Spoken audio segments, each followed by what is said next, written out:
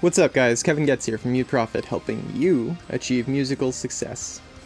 So, gotta get the first thing out of the way. My desk is a giant wreck right now. I just really need to clean up around my space, and I don't wanna right now. I wanna make a YouTube video. So, it's gonna be on my couch. That's why it looks different. Not that anyone cares that much, or at least you shouldn't. So, the subject of today's video is gonna be how to confront depression and anxiety as a musician. And this is something that I think everyone who is creative struggles with to some extent. And the problem with depression and anxiety is that they're specific to the individual. You can't always just take a specific subset of methods that have worked for you and just kind of superimpose them on other people and hope that it does the exact same thing, because that's not how neurotransmitters work. And depression is at its core a chemical disorder, same with anxiety. That being said though, there are definitely some overlapping points that we can explore, and hopefully we can come up with some strategies that'll help the majority of people. Now obviously I just want to preface this with, if you are severely depressed, obviously you need to seek professional help. And I mean, there's a whole manner of platitudes that you can say to someone who is that depressed, and I know from experience none of them work. The only thing I can say is, yeah, reach out, seek professional help, because you can feel better. Now, with that out of the way, what I wanted to talk about is just some general strategies. So in my personal experience, the single greatest thing that has helped me with depression and anxiety is definitely to make sure I'm getting enough sleep, but also just on a consistent sleep schedule. I have had just out of control insomnia for literally my entire life, like since I was 3 years old, and it used to be that I was in kindergarten. No, sorry, I think first grade. I would wake up at 1 in the morning and not be able to go back to sleep, and I would just go start up my parents' computer and play a video game. And that was just my life. So I know it's not always easy, but if you can do what you can manage to set a schedule for yourself. And like, I get it, I'm a night person, I always have been. It's actually 3 a.m. right now, I just woke up. But that's where I am right now, and I'm okay. You know, if I'm waking up at 3 a.m. one day, then 7 a.m., then 12 a.m., and then 5 p.m., you know, which has happened and can, if you have insomnia, you know how easily you can just end up sleeping for 14 hours and then be totally off when you finally do fall asleep.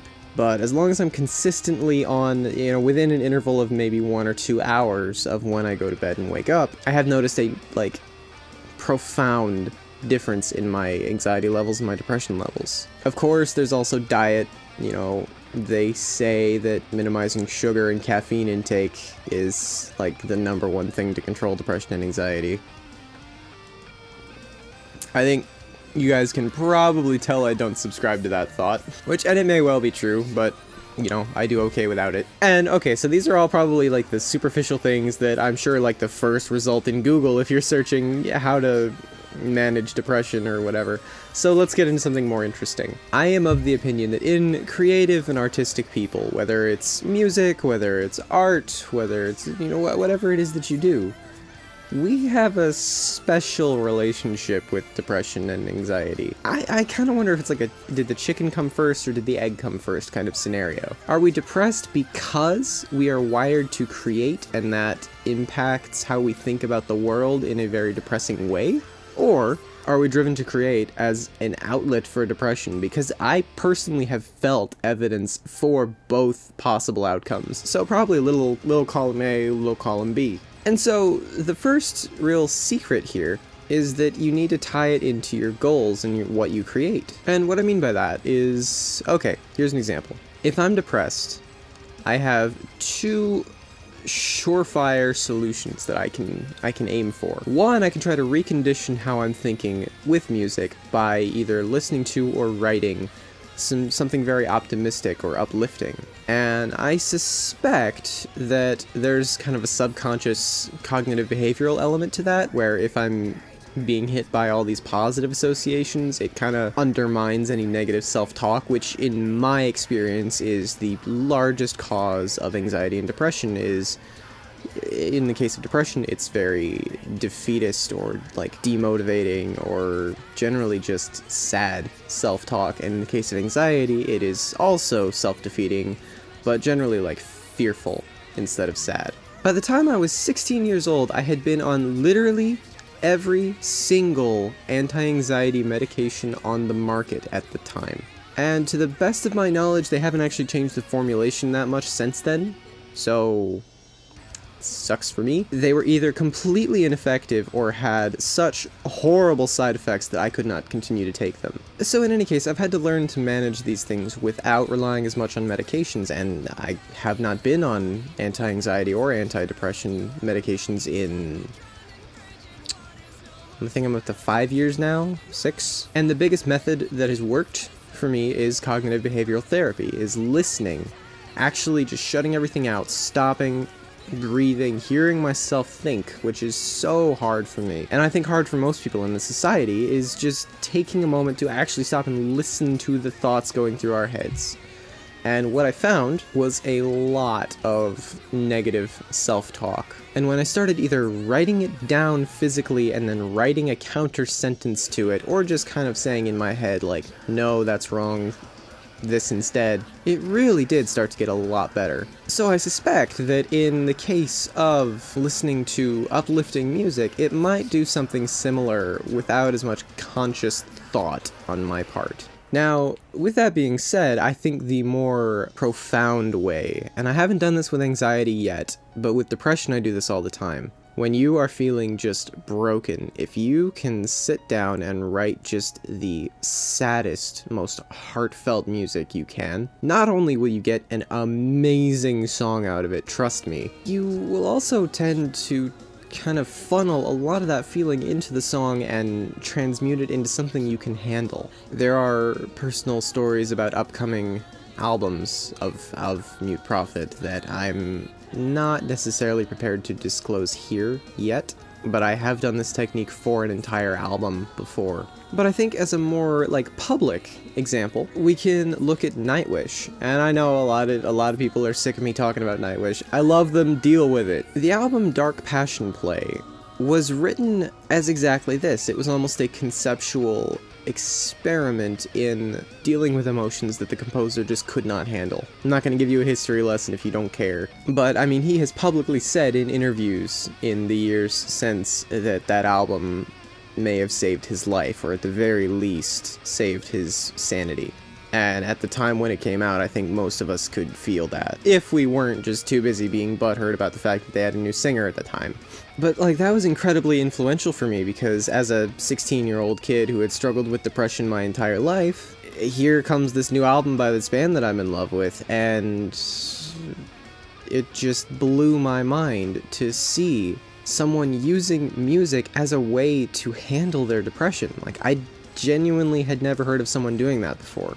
So I think if we look at depression and anxiety as tools of almost motivation, as weird as that is to say, you know, if we're excessively depressed, we don't feel like doing anything, even writing music, yes, I know. If we can sit down and just take a few hours, tell ourselves like, okay, I'm not gonna do anything else, this is my time, and I'm gonna create with it.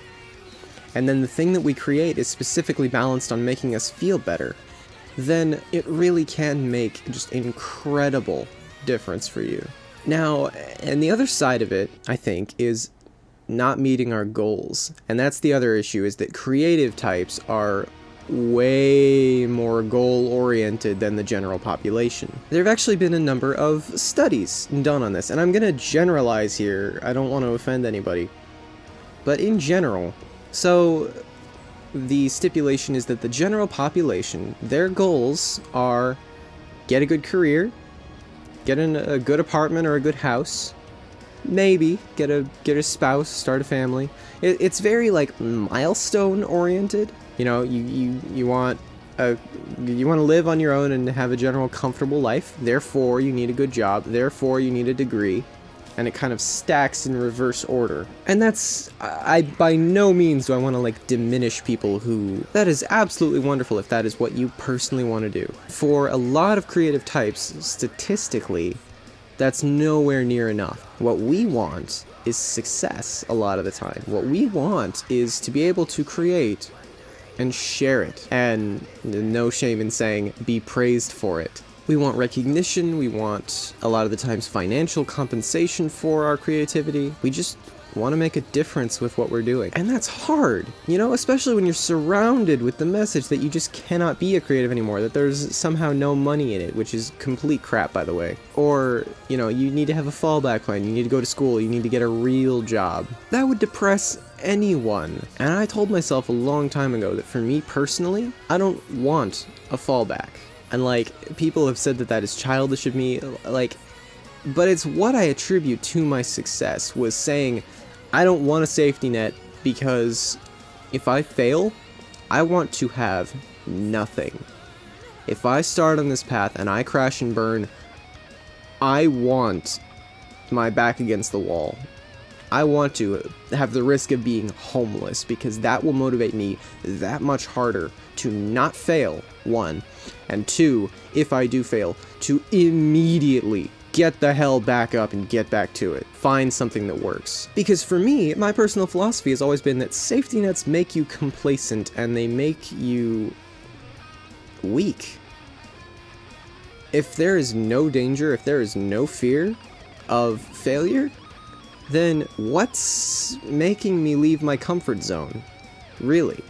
If I'm comfortable, why would I push myself to grow? But I'm gonna get way too off topic here. This is a subject for an entirely separate video. Being told that what you're doing is something that requires a safety net is something that is just gonna mess with your head. That's just the way it is when you're told that the entire driving force behind your existence is something that you should plan to fail at. Of course you're gonna take that badly. So in the case of meeting goals, like, we've established that you're gonna generally be way more goal-oriented than the general population, and generally be bombarded with the idea that you can't meet those goals, but this also opens up a strategy. And that strategy is this concept that by planning and carefully taking steps to meet your goals, or at least establish what you need to do to meet your goals, you can actually start to diminish the impact of the depression and the anxiety. If they're fueled by not meeting your goals, then of course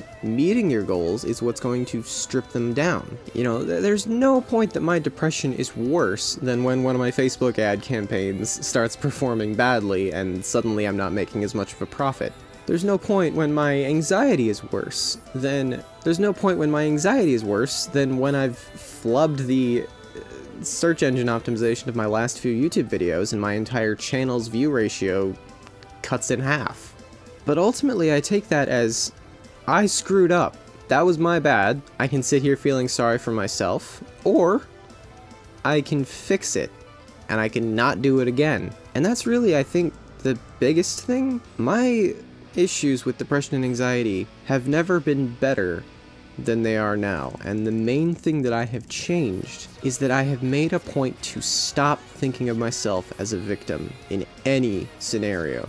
Even when something is totally not my fault, I will find a way to make it my fault, and that places it back. That's not like a self-loathing kind of thing. That places it back under my control. There's an analogy I've heard before that I'm gonna steal. In marketing, if you're walking down the street and some guy is just wasted driving home from a party, and he speeds through and he plows into you, and you end up in the hospital, and he goes to jail, sure, because he was drunk driving. Everyone agrees it was his fault, he committed a crime. In marketing, you're the one footing the hospital bill. You should have looked where you were going before trying to cross the street. Your fault, even though the guy was a drunk driver. And like, I know that is incredibly harsh sounding, but that is the mentality that I have used to conquer my depression. Because when I can say, oh, yep, nope, that was totally my fault, then I can go, alright, this hurts real bad. How do I not do this again? What dumbass thing did I do that has caused this to happen to me so that I can never do that again and therefore never have this problem again? And I think some people would say that that is indicative of someone who wants to control their environment too much, if you're looking too hard for things to be in your control, but I don't feel like I'm overreaching. I feel like any time I have a sincere problem that I just cannot get out of my head, it is something that is in some way in my control or my fault that I just have not dealt with. And I think that a lot of us could really be taking closer looks at our lives and our life choices and determining for ourselves, wait a minute here. Maybe this problem is a little bit starting with me. So, how do I stop it? Alright guys, thanks for watching. That's gonna be it for now. Thanks so much for watching. I have new videos on motivation and creative mindsets coming out every Monday, as well as other music lessons coming out every single day, including marketing, instrumentation, songwriting, audio engineering. I aim to make this channel the single destination for anything and everything you need to achieve success in music.